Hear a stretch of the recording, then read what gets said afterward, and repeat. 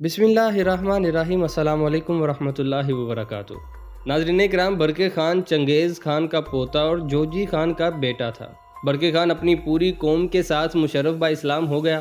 منگولوں نے اپنی تاریخ سے نکال باہر کیا، تاہم دنیا کے تمام مسلمانوں کا ہیرو بن گیا۔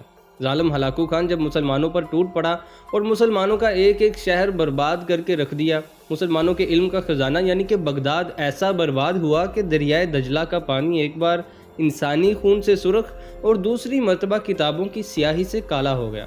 حاملہ خواتین کے پیٹ کاٹ کر بچوں کو نیزوں پر چڑھا دیا، حتیٰ کہ بغداد میں موجود کیڑے مکوڑوں کو بھی مسل دیا گیا۔ خطرہ تھا کہ ظالم ہلاکو کا اگلا ٹارگٹ مسلمانوں کے مقدس شہر مکہ و مدینہ ہے، تاہم ایسی سوچ سے بھی پہلے منگول خانہ جنگی کا شکار ہو گئے۔ برقع خان آہنی دیوار کی طرح ہلاکو کے سامنے کھڑا ہو گیا۔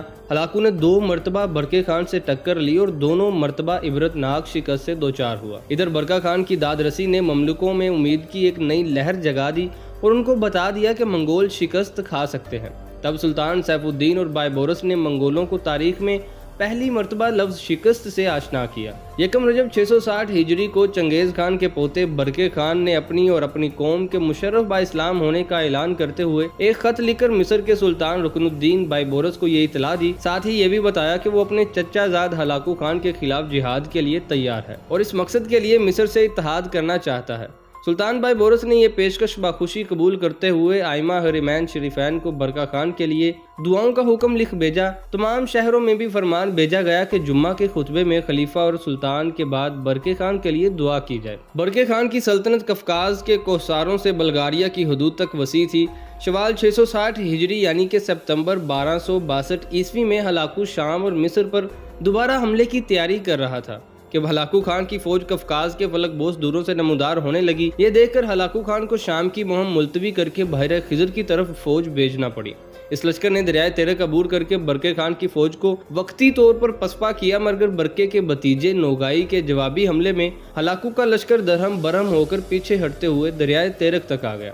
اس وقت موسم سرما عروج پر تھا۔ دریا کی سطح جو سخت سردی سے منجمد ہو چکی تھی لشکر کے بوجھ سے ٹوٹ گئی اور تاتاریوں کی بڑی تعداد ڈوب کر مر گئی۔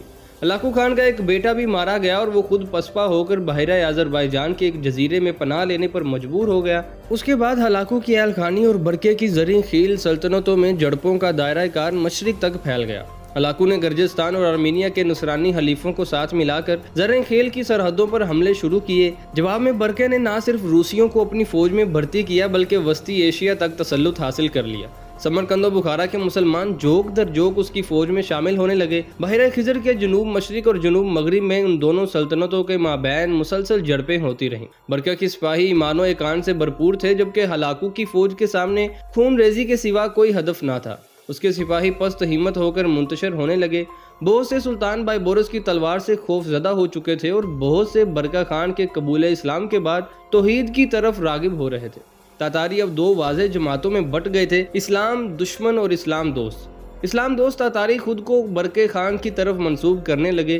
ان میں جو شامی سرحدوں کے آس پاس تھے انہیں برقع خان کی دور دراز مملکت کی بجائے مصر جانا بہتر محسوس ہوا، چنانچہ ہزاروں تاتاری مصر کی طرف منتقل ہونے لگے۔ سلطان کو اطلاع ملی تو تمام شہروں کے گورنروں کو حکم دیا کہ ان کی پوری طرح مہمان نوازی اور دل جوئی کی جائے اور زیادہ سفر دے کر مصر بھیج دیا جائے۔ کچھ دنوں میں تاتاریوں کے کئی گروہ مصر پہنچے اور سلطان سے امان طلب کی۔ یہ تاریخ میں پہلا موقع تھا کہ تاتاری کسی غیر قوم سے امان مانگ رہے تھے، ورنہ اس سے پہلے ان کے ہاں ایسی کوئی مثال نہ تھی۔ وہ صرف مارنا یا مرنا جانتے تھے۔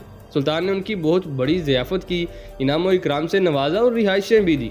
ان کی بڑی تعداد مشرف با اسلام ہو گئی۔ اس طرح ایک شفاق فاتح قوم اسلام کی مفتوح ہو گئی۔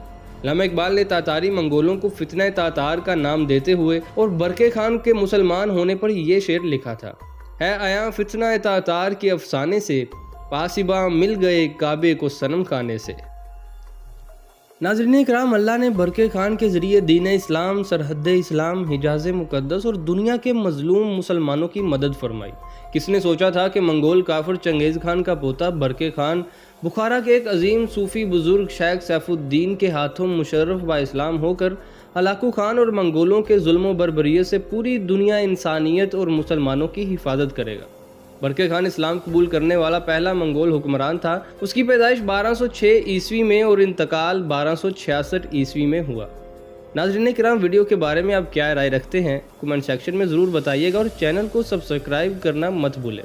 نیکسٹ آنے والی انٹرسٹنگ ویڈیو تک اپنا اور اپنے عزیز و اقارب کا خیال رکھیے گا۔ اللہ حافظ۔